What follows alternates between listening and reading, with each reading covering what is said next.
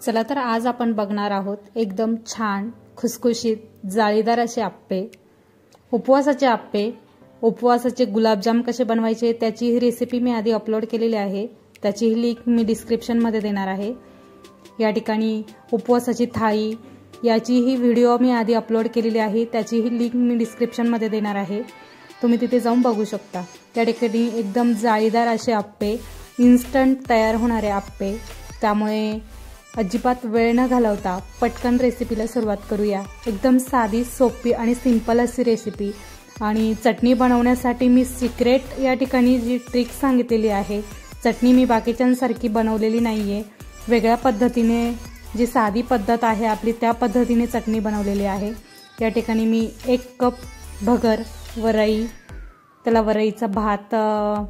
वरईचा भात देखील म्हणतात आणि आमच्याकडे भगरच म्हटलं जातं। त्या ठिकाणी भगर घेतलेली आहे आणि त्याच कपाने मी अर्धा कपाला थोडेसे कमी साबुदाणा घेतलेला आहे। पॅन गरम केला आणि त्यावरती व्यवस्थित जो आहे आपण भगर आणि साबुदाणा मिक्स करून घेणार आहोत।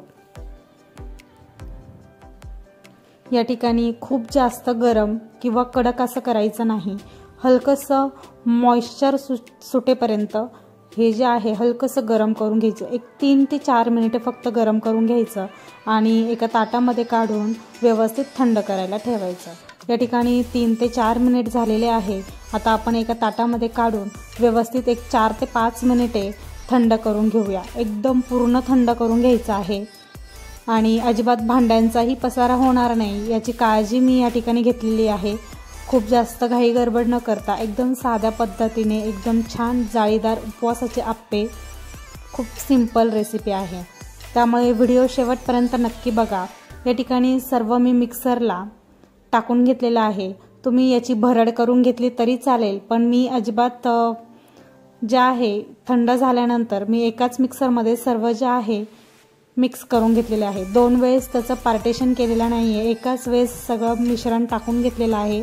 त्यामध्ये हिरव्या मिरच्या आणि त्यानंतर बटाट्याचं जे साल आहे ते काढून घेतलेलं आहे आणि बटाट्याचं साल काढलेला बटाटा कट करून कच्चा बटाटा यामध्ये टाकलेला आहे।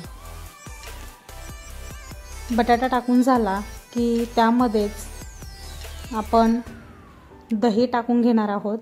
तुम्ही तुमच्या आवडीनुसार दही कमी जास्त करू शकता, आवडत नसेल तर नाही टाकलं तरी चालेल। या ठिकाणी मी कोथिंबीर किंवा मग जिरे असं मी काहीही टाकणार नाहीये। उपवासाला खूप जण हे सर्वजण टाकतात, पण मला नाही वाटत की उपवासाला हे चालतं, म्हणून मी अजिबात याचा वापर केलेला नाही। खूप जण तडका देताय जिऱ्याचा, व्हिडिओमध्ये सर्वकडे ठिकाणी दाखवलं जातंय की जिरे टाका, पण जिरे उपवासाला चालत नाहीत असं मला वाटतं आणि जर हे प्रत्येकाचं मत आहे त्यामुळे याला काही ऑप्शन नाही। या ठिकाणी तुम्ही बघू शकता मी खूप जास्त पेस्ट बनवलेली नाहीये, थोडंसं रवा जे टेक्स्चर म्हणतो आपण ते ठेवलेलं आहे, जसं आपला जाड रवा असतो ना सेम त्या कन्सिस्टन्सीमध्ये। या ठिकाणी बघा चमच्याच्या साहाय्याने थोडंसं त्याच भांड्यामध्ये पाणी टाकून त्यामध्येच भांडं जे आहे छान धुवून व्यवस्थित टाकून घेतलेलं आहे आणि तुम्ही बॅटर बघू शकता, खूप जास्त पातळ नाही किंवा खूप जास्त असं घट्टही नाही, एकदम सरसरीत जे बॅटर आहे आपलं या ठिकाणी तयार झालेलं आहे। या ठिकाणी बॅटर छान तयार झालंय। तुम्ही जर चॅनलवर नवीन असाल तर चॅनलला सबस्क्राईब करा आणि बेल आयकॉन दाबायला विसरू नका, याने काय होईल नवनवीन व्हिडिओचे नोटिफिकेशन तुम्हाला येत राहतील। या ठिकाणी खाण्याचा सोडा आणि मीठ चवीप्रमाणे टाकून घेतलेलं आहे आणि आता यावरती झाकण ठेवून 15 मिनिटं व्यवस्थित आपण साईडला ठेवून देऊया, कारण सोडा टाकलेला आहे त्यामुळे पीठ जे आहे ते हलकसं पातळ व्हायला सुरुवात होते, म्हणजे खूप सरसरीत जे घट्टपणा म्हणतो तो राहत नाही। एकदम छान इनो टाकल्यावर कसं पटकन असं फर्मेट होतं पीठ त्याप्रमाणे।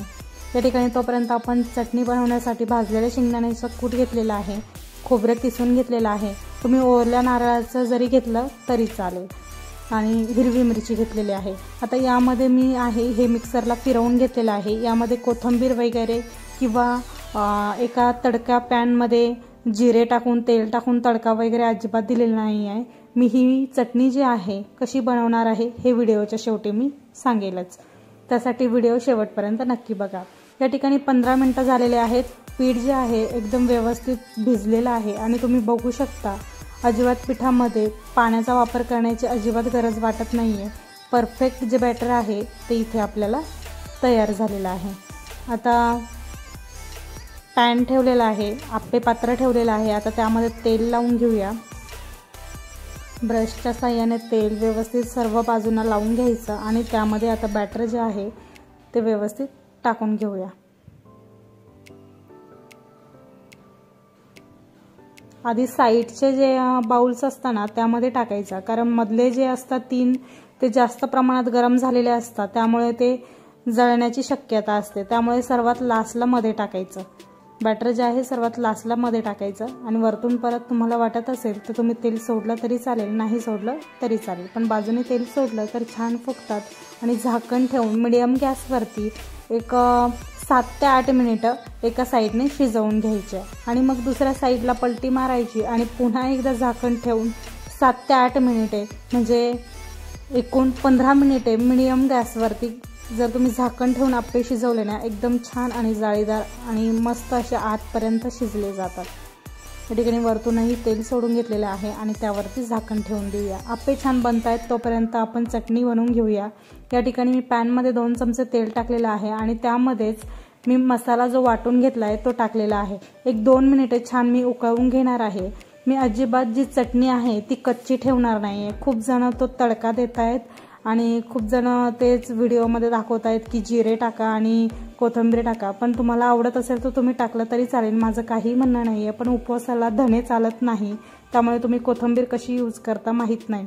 या ठिकाणी धणे जो आहे तो मसाल्यांमध्ये मोडला जाणार प्रकार आहे, त्यामुळे तुमच्यावर डिपेंड आहे. या ठिकाणी तेलामध्ये व्यवस्थित चटणी टाकून झाल्यानंतर चवीप्रमाणे मीठ टाकून 1-2 ते 3 मिनिटं छान भाजी जी आहे उकळवून घेऊया. याने काय होईल, भाजीमधला कच्चापणा अजिबात राहणार नाही आणि खायला खूप उत्तम आणि छान अशी भाजी जी आहे ती लागते. फक्त हिरवी मिरची, खोबरं आणि शेंगदाण्याचा कूट जो आहे भाजलेल्या शेंगदाण्यांचा तो मी इथे वापरलेला आहे. कोथिंबीर वगैरे मी अजिबात वापरत नाही. या ठिकाणी भाजी ही आपली रेडी झालेली आहे. आप्पेही छान रेडी झालेले आहेत. तुम्ही बघू शकता एकदम छान वरतून जाळी देखील आलेली आहे. ठिकाणी आपले उपवासाचे आप्पे जे आहे ते तयार झालेले आहेत. मस्त छान. आणि रेसिपी कशी वाटली, चटणीची रेसिपी कशी, कमेंटमध्ये नक्की सांगा. मस्त खा आणि स्वस्त राहा. अशाच नवनवीन रेसिपींचा आनंद घ्या आणि कमेंटमध्ये सांगा. लाईक करा आणि सबस्क्राईब करा. बेल आयकॉन दाबायला विसरू नका. Bye bye.